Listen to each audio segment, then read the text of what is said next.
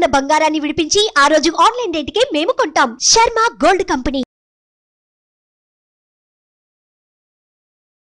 నమస్తే, నేను మీ జాహ్నవి. మనతో ఉన్నారు సూర్యోపాసకులు సన్ స్పిరిచువల్ సొసైటీ ఫౌండర్ ఆధ్యాత్మికవేత్త విక్రమాదిత్య గురూజీ. మాట్లాడేద్దాం. నమస్తే గురూజీ. సూర్యోస్మితల్లి. గురూజీ, రీసెంట్గా మీరు కోనార్క్ ఈ ప్రదేశాలన్నీ చక్కగా తీర్థయాత్రలు చేసుకుని వచ్చారు కదా. అయితే కోనార్క్ క్షేత్రం గురించి అక్కడ మీరు చూసిన విశేషాలు, ఖచ్చితంగా వెళ్ళిన ప్రతి ఒక్కరు చూడవలసిన అంశాలు ఏంటి, డీటెయిల్గా ఎక్స్ప్లెయిన్ చేయండి. అంటే నేనున్నదే సూర్యోపాసన. అంటే నాకు చాలా ఇష్టం సూర్య ఉపాసన అనేది. అది తెలియకుండానే నేను దాంట్లో ప్రయాణం చేయడం జరిగింది. ఎంతగా అంటే నాకు తెలియకుండానే అనే ఒక పదం వాడాం, కానీ సశాస్త్రీయంగా దాని గురించి మాట్లాడాలంటే భగవంతుడే నన్ను తన వైపు నడిపించుకున్నాడు అని చెప్పొచ్చు.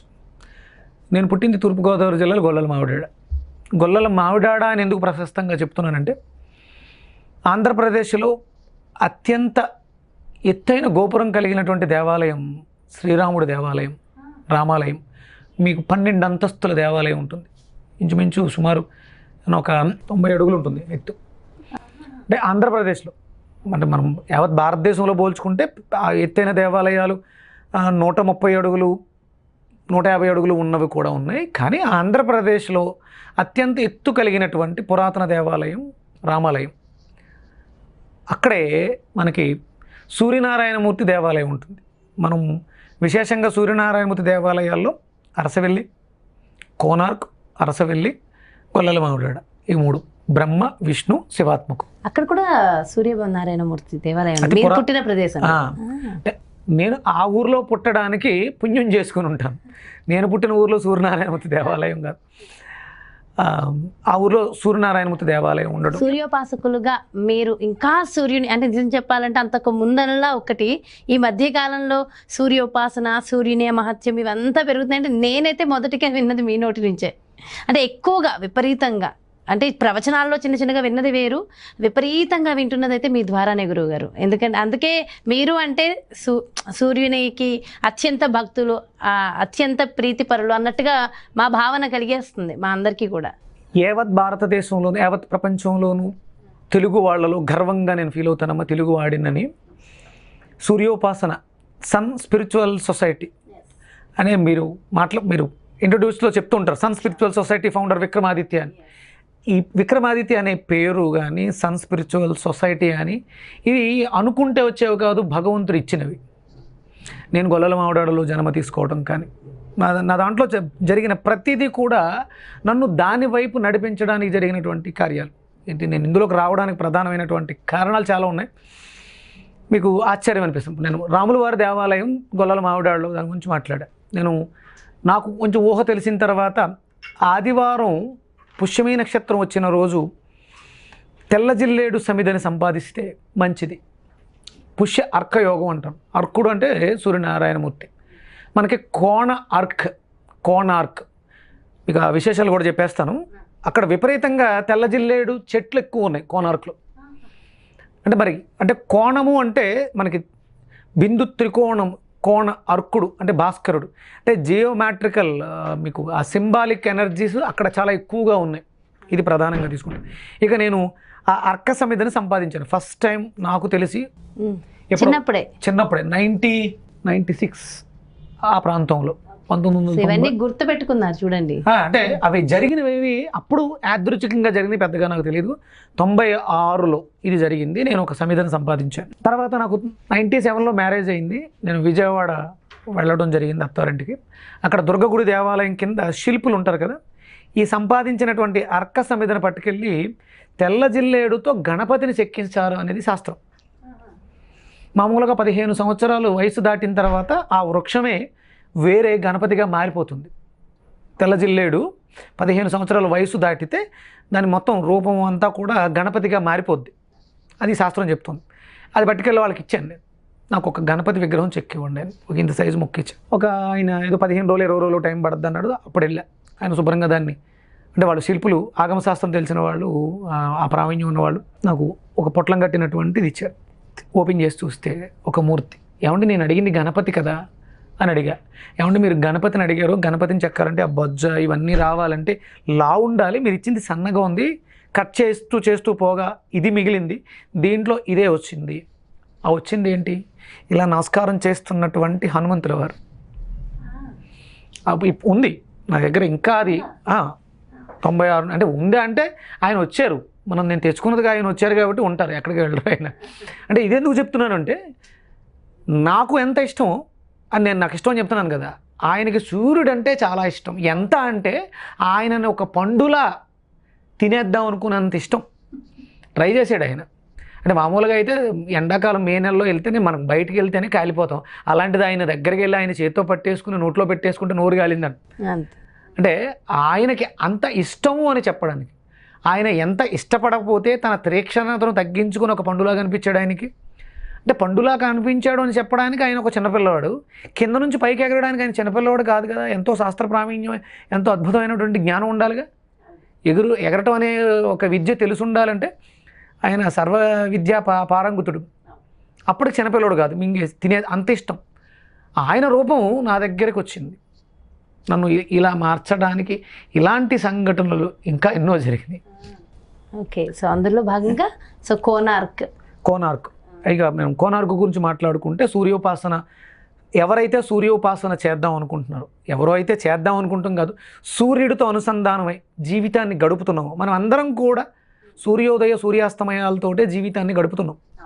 కానీ మనం సూర్యుడితో మనం గడుపుతున్నప్పటికీ చాలామందికి ఆ సూర్యుని విలువ తెలియదు. ఓకే, ఆ విలువ అంటే చాలామంది అనుకుంటారు సూర్యుడిని ప్రతి ఒక్కళ్ళు పూజించవచ్చా, ప్రతి ఒక్కళ్ళు సూర్యుడికి నమస్కారం చేసుకోవచ్చా, అండ్ సూర్యుడిని పూజించడం వల్ల కలిగే లాభాలు ఏంటి, ఇవన్నీ కూడా చాలామందికి సందేహాలు ఉంటాయి. ఒకసారి అవి కూడా చెప్పండి గురువుగారు. తప్పకుండానమ్మా.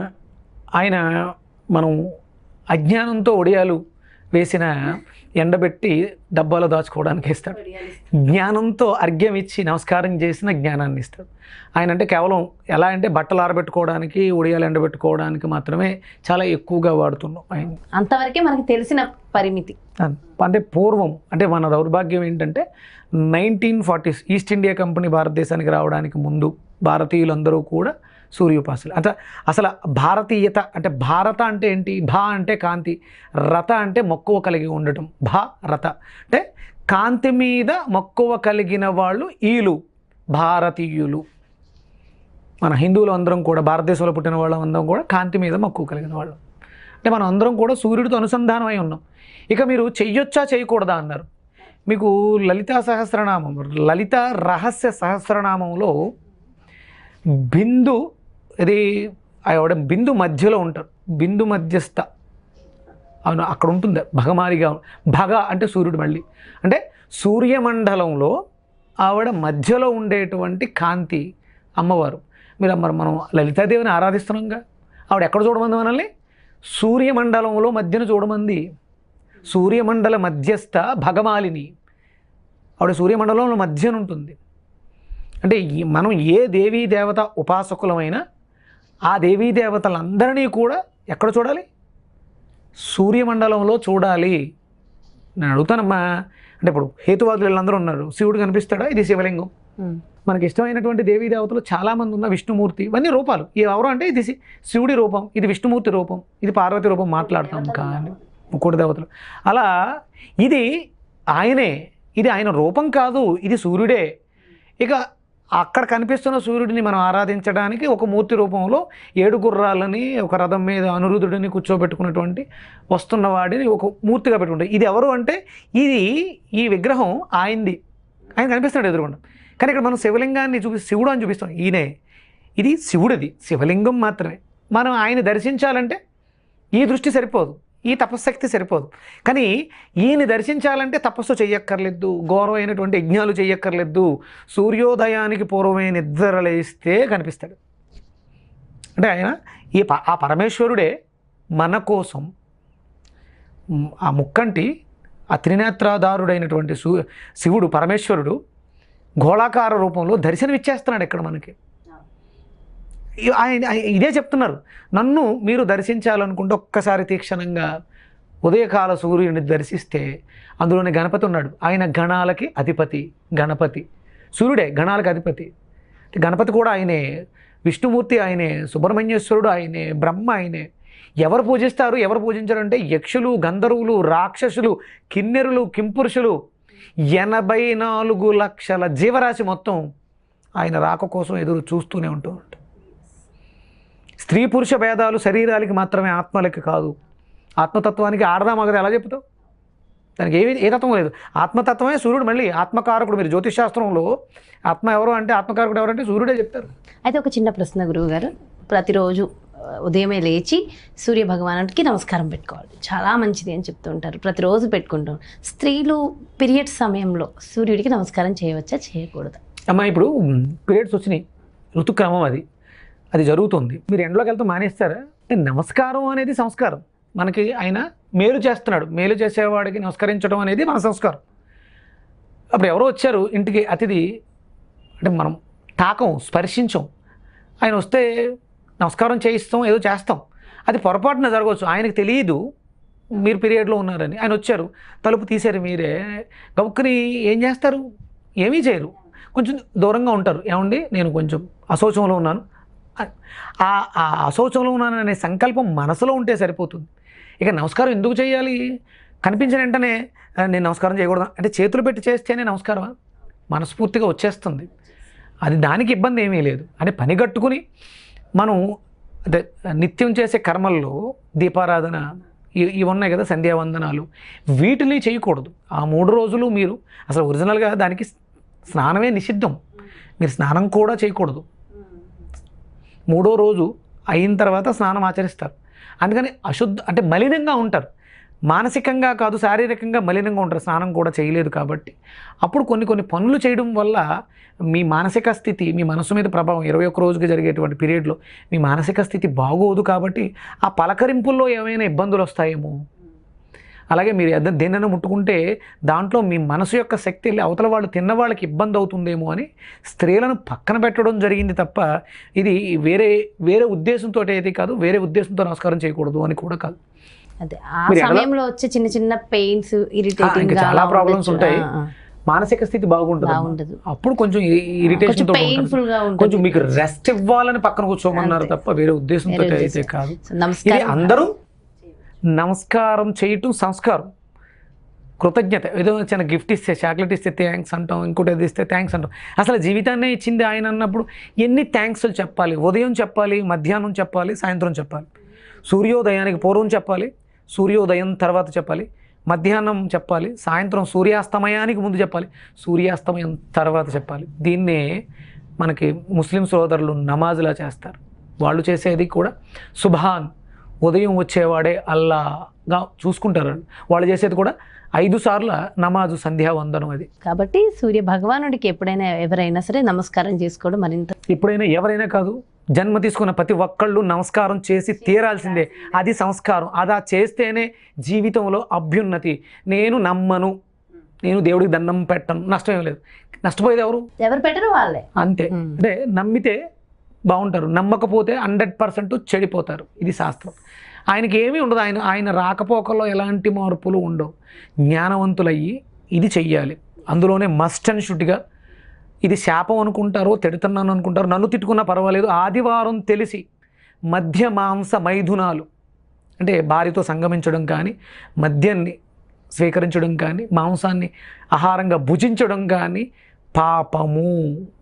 ఇది ఇప్పుడు ఈరోజు నేను బాగున్నాను, నేను గత 10 ఏళ్ళుగా తింటున్నాను, కొంచెం పూర్తవ్వాలి, సమయం రావాలి. శరీరంలో ఆ డిఎన్ఏలో ఒక ఎనర్జీ ఉంటుంది, అది బాగున్నంత వరకు. అంటే ఇంతకుముందు చేసినటువంటి పుణ్యం ఇప్పుడు నేను సెట్ అయిన అవ్వడానికి, నడపడానికి ఉపయోగపడుతుంది. ఎప్పుడైతే ఆ ఎనర్జీ డ్రాప్ అయిందో ఆటోమేటిక్గా చూసేస్తున్నాం. ఆల్రెడీ 2 సంవత్సరాలుగా, 2.5 సంవత్సరాలుగా వ్యాధి నిరోధక శక్తి తగ్గిపోయి దుర్భరమైనటువంటి జీవితాన్ని, ఆర్థిక సమస్యల్ని చూసేస్తున్నాం.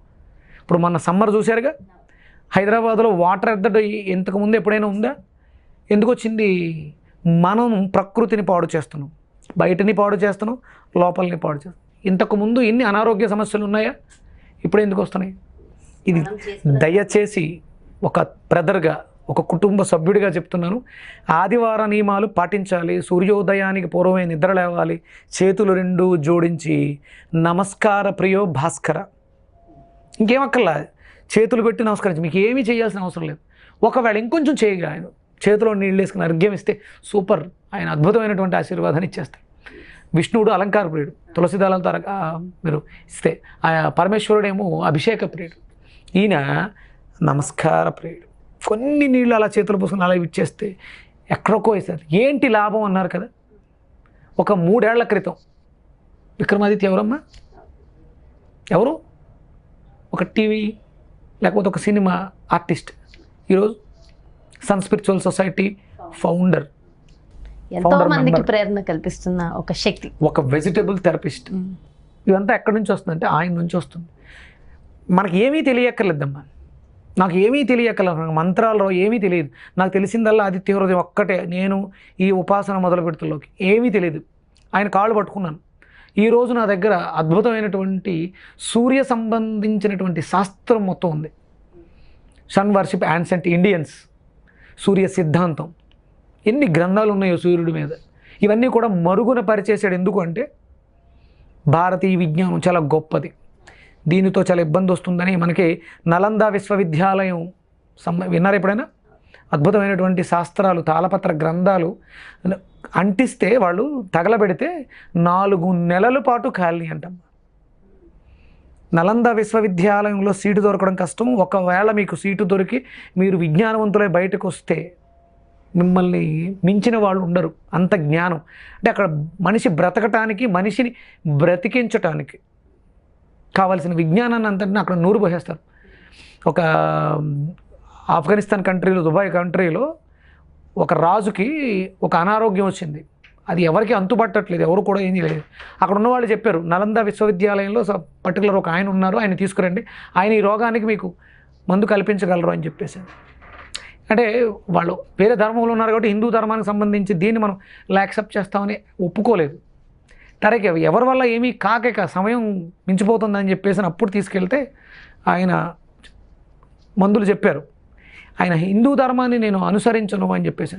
అప్పుడు ఈయన ఏం చేశారంటే వాళ్ళ దగ్గర ఉన్నటువంటి ఖురాన్ తీసుకువెళ్ళి దానిని రోజు ఇంత చదవండి, ఇన్ని రోజులు చదవండి అని చెప్పేసి ఆ బుక్ ఇస్తే ఆయన దాన్ని శుభ్రంగా చదివాడు.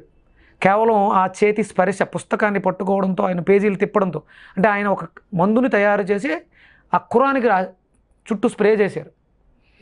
ఆ పేజీలు తిరగేస్తూ చదివాడు ఆయన. ఇది నా గ్రంథమే కదా, నా మతమే కదా, నా ధర్మమే కదా అని ఖురాన్ని చదివాడు. ఆయనకు రోగం తగ్గిపోయింది.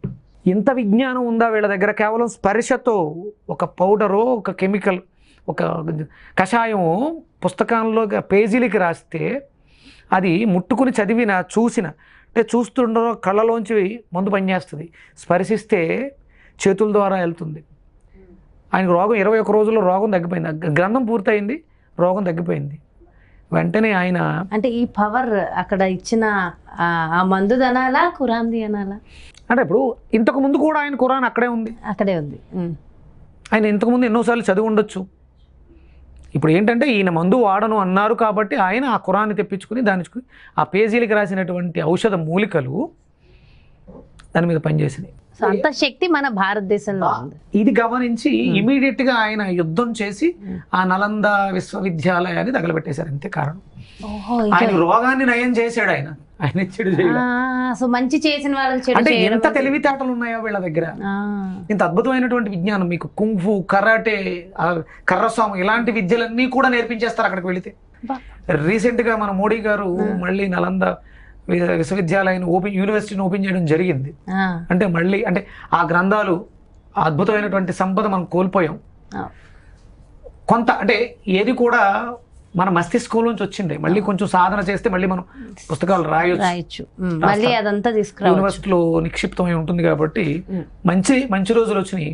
అయోధ్యలో బాలరాముడి ప్రతిష్టాపనతో రోజులు మారుతున్నాయి, మంచి రోజులు వస్తాయి. చాలా చాలా సంతోషం. చాలా చక్కటి విషయ పరిజ్ఞానాన్ని అందరికీ తెలియజేశారు Guruji. Thank you so much. ఎక్కడికి వెళ్ళాము మనం అడిగింది కోనార్క్.